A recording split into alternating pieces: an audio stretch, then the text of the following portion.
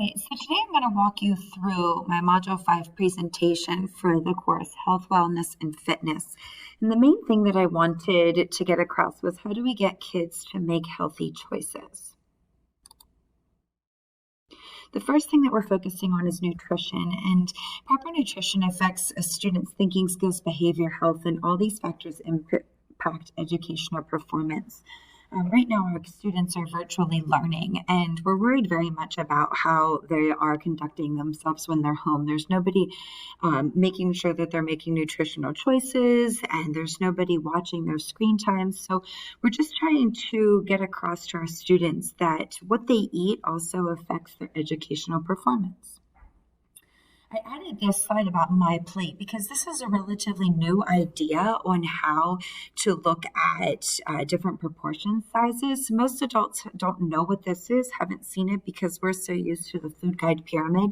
So I wanted to draw attention to this new idea of how exactly our plate should look whenever we are making food choices and also drink choices. Water is very important.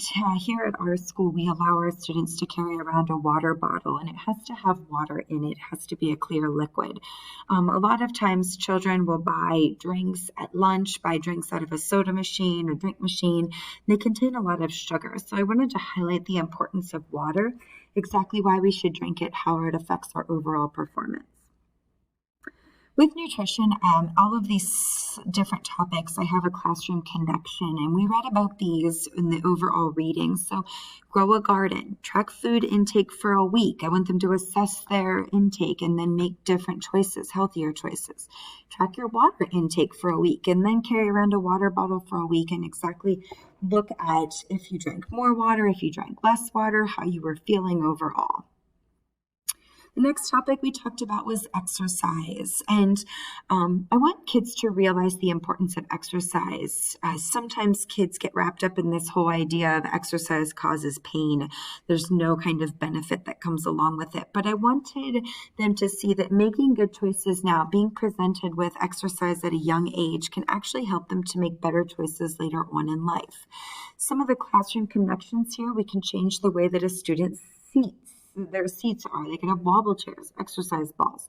I want them to look at movement transitions. So if you're moving around the room, going from station to station, they can have different exercises as they move. We can have an exercise competition, wall sits, plank holds. A lot of the younger kids love a good competition.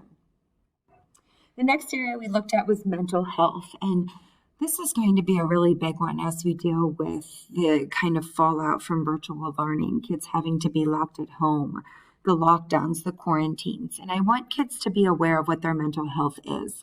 A lot of times us as adults don't even know how to properly manage our mental health. We let stress and anxiety build up. We have lack of sleep that leads us to poor nutritional choices. So I want kids to realize that they can actually gain control over this and it doesn't have to plague them for their entire lives. I want them to realize that positive mental health, what it can do for them. It helps them to work better at school, work better in life. They're able to be a better friend. And I also want them to look at ways to maintain positive mental health. So things that they can do, connecting with others, staying positive, being physically active, getting enough sleep. A lot of teens don't realize that sleep plays a big role in our overall mental health. So how can we have a classroom connection with this? Well, we can have something called focused breathing. We can break down large tasks into smaller tasks, making smaller lists out of big ones. Create SMART goals, specific, measurable, attainable, realistic, timely. You can have positive self-talk journals as well. During a time like this, a journal can be a big asset to a student, not only now, but if they're going through a rough time, they can look back through that journal and see all the positive things that have happened to them. Another way that students can deal with their mental health is doing yoga. Some of the benefits of this can reduce stress and anxiety, can improve memory and attention span, can also bring peace of mind because one of the main components of yoga is to center yourself, to clear your mind, be mindful of your thoughts and also your breathing. There's different positions that are pretty easy to do that kids could do at school. There's the corpse pose, mountain pose, tree pose. All of these are very easy to do. It can be done with little amount of room. You can actually keep social distancing within your classroom.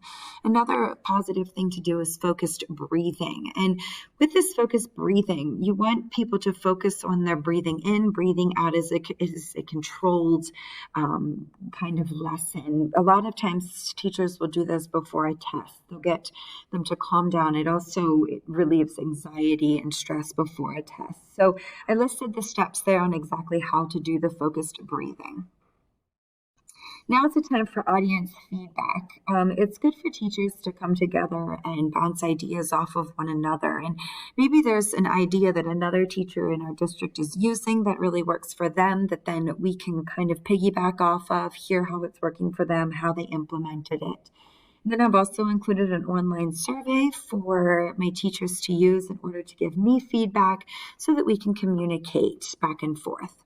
And then I have my references.